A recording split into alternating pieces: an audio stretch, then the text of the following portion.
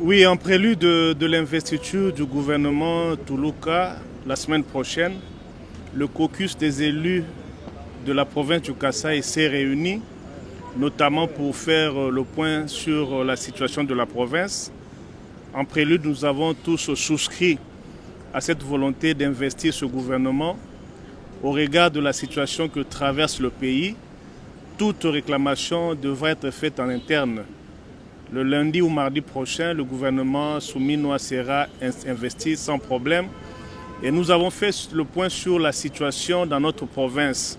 Déjà que nous sommes frappés de plein fouet par l'effondrement du pont Kalouebo, qui coupe toute une population, tout un territoire, de l'accès dans la ville de Chikapa.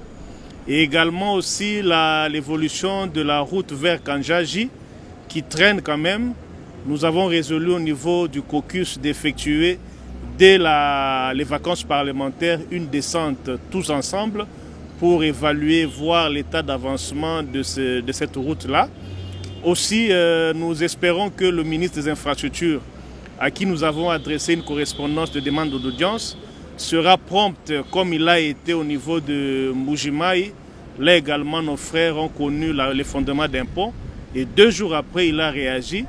Nous espérons qu'il est le ministre de toute la République. Il en fera autant pour l'effondrement du pont de Kalouebo qui s'est écoulé récemment. Il y a le problème de la route de Djokopunda, toutes ces érosions qui menacent la ville, le territoire d'Ilebo, qui va pratiquement disparaître si rien n'est fait.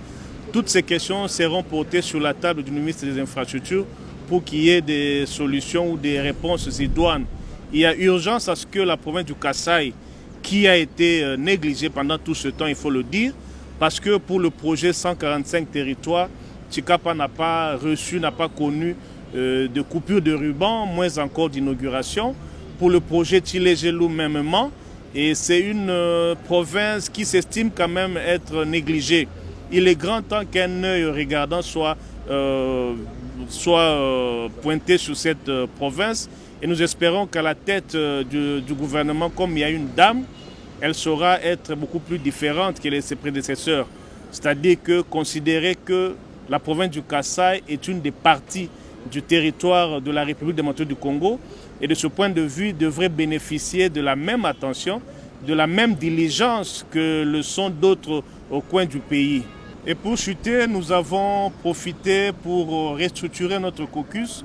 Je remercie tous mes collègues, mes pairs, mes aînés qui ont bien voulu nous faire confiance et mettre en place un comité qui saura coordonner les activités du caucus pour parler d'une même voix et hausser le ton. Parce que des fois, il le faut bien pour que la voix de la province du Kasaï soit entendue par toute la communauté, tant nationale et internationale.